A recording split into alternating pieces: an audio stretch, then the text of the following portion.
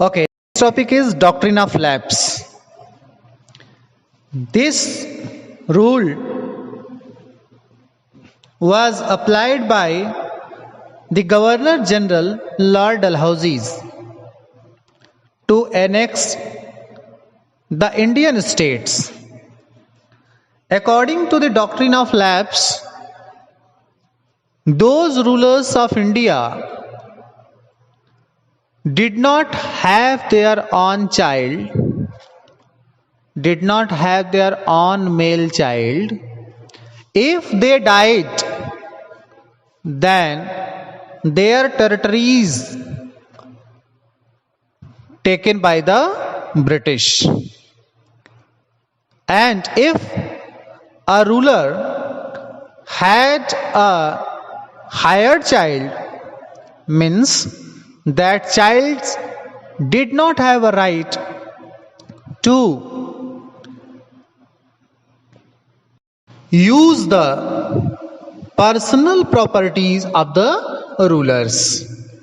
Doctrine of lapse का मतलब हुआ कि यह डॉक्ट्रिन ऑफ लैप्स जो है वह गवर्नर जनरल लॉर्ड डलहौजी के द्वारा लाया गया था, और इस डॉक्ट्रिन ऑफ लैप्स के द्वारा डलहौजी का मानना था कि ज़्यादा से ज़्यादा भारतीय टेरिटरीज को कैप्चर किया जा सकता है। इस डॉक्ट्रिन ऑफ लैप्स के नियम के अनुसार भारत में यदि कोई राजा जिसका अपना बेटा नहीं है, अगर वो राजा मर जाता है तो उसके राज्य को खुद ब्रिटिश अपने आप अपने टेरिटरीज में मिला लेगा। अगर राजा के पास कोई हायर्ड चाइल्ड है, हायर्ड चाइल्ड का मतलब होता है गोद लिया हुआ बच्चा, अगर किसी राजा ने किसी बच्चे को गोद लिया है, उनका अपना बच्चा नहीं है, तो जो गोद लिया हुआ बच्चा है उसको भी अपने पिता की संपत्ति पे कोई अधिकार नहीं दिया गया। मीन्स हायर्ड चाइल्ड के पास उसके पिता के संपत्ति का कोई अधिकार नहीं था, और पिता के मरने के बाद उसका राज्य अंग्रेजों के राज्य में विलीन हो जाता था। ओके, और with the help of doctrine of lapse, Britishers able to take the part of the state of Satara, Jitpur, Sambalpur, Jhansi, Nagpur etcetera.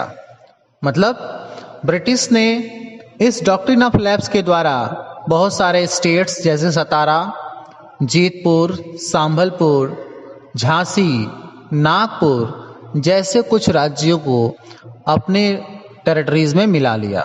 Okay, and Dalhousie also annexed the state of Awadh by justifying that this would free its people from misrule and misgovern. Means what? Dalhousie ने क्या किया? डलहौजी ने अवध को भी अपने under में मिला लिया। Okay, by the help of doctrine of lapse.